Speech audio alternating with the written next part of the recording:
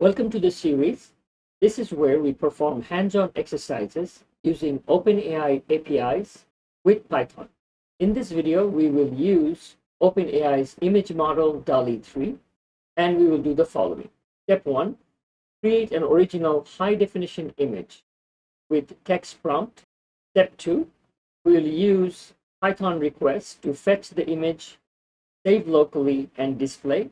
Step 3, we will take that same original image to create a variation on that using Dall-E.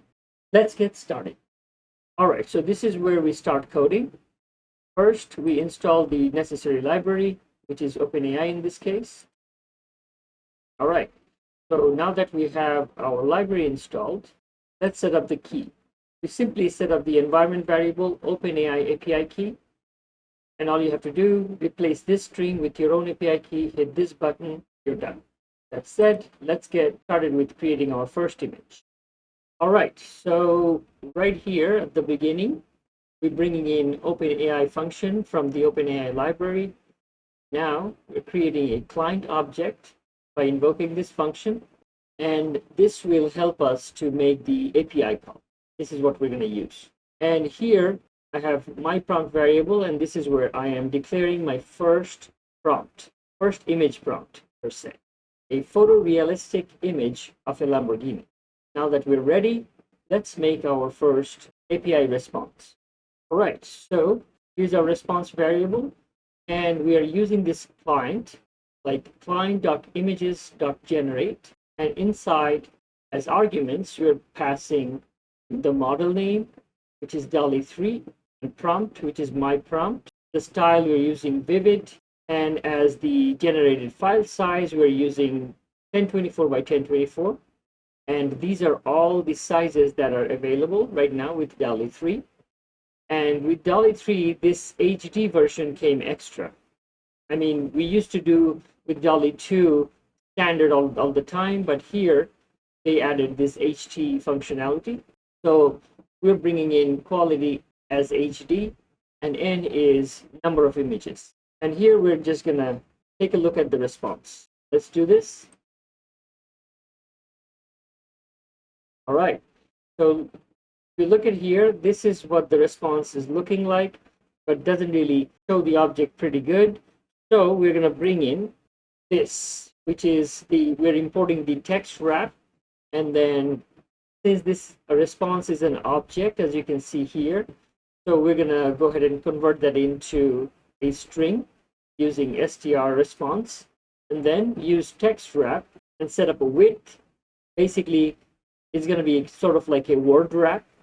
And trust me, this will come in very handy when you're working on Google Colab in a regular basis. So let's try this one, but before that, disable this and rerun. All right, so this is what the full object looks like. And we're going to be targeting this data, and inside data, this URL, and that's where our image is located.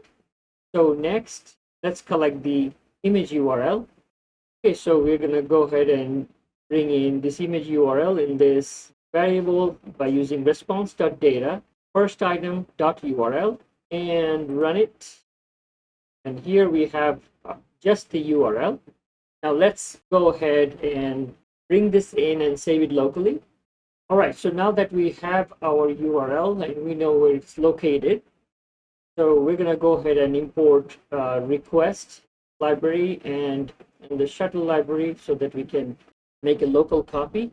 So first, we're going to go ahead and use this request and the URL that we just got and bring it in locally. And with this one, image resources.status_code, we're going to know if it is successful. If the status code is 200, then we'll know it's successful. So let's do that. And we got a 200, which means the image is here. Now let's save it locally. Okay, so here we're just checking on the status code. If it is 200, then we're going to name the image right here, muslambo.png. Then we're going to open this and write it using WB, which is write binary as f is our file object, and use this shuttle library, shuttle.copy file object, and pass image underscore resource dot raw. Now make sure it's not just image underscore resource, but dot raw, so that we can get the raw version of it, and pass that f or file object here. And also we have this else clause there to in case if it is not successful, it will raise a flag, error accessing the image. And once we are said and done, our file will be right here. Okay, so let's run this. We have status code of 200. Let's refresh. Oh, there you go. That's our image.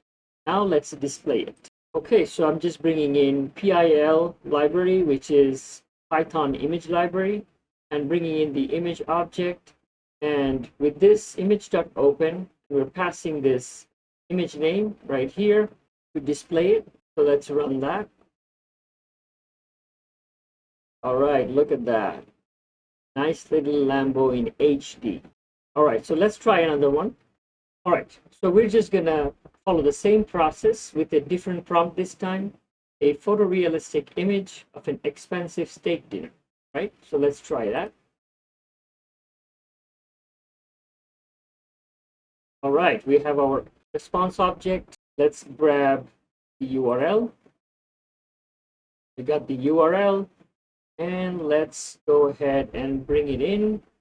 See, we have the Lambo, and this time we're going to change it to dinner. All right, let's run it again. Okay, we got a 200 again. Refresh, and we have our image right here. Let's go ahead and display it. Oh, look at that. How beautiful is that? Wonderful HD image. Next, we're going to go ahead and create a variation on that. All right, so let's create a variation here. We are going to go ahead and bring in this image. I'm just bringing in the OpenAI library again, creating a client object. And this time, I'm pulling in this original image, roast dinner PNG right here, read binary. RB, and this time calling in that same client.images.create, but instead of just create, we're calling create underscore variation.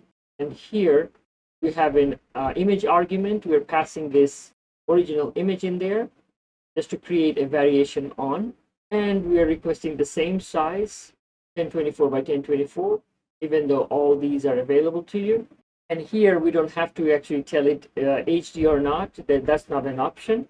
And N1 is one image we're creating. And once we do, as you saw the object before, response.data 0.url will be our URL. And we're just going to print this URL here. So let's run it. All right, so we have our URL here. And let's look at our original image. This is the original. Now let's look at variation. Right. So we have our variation. With that, we conclude our hands-on exercise using OpenAI, Python, and Dall-E 3.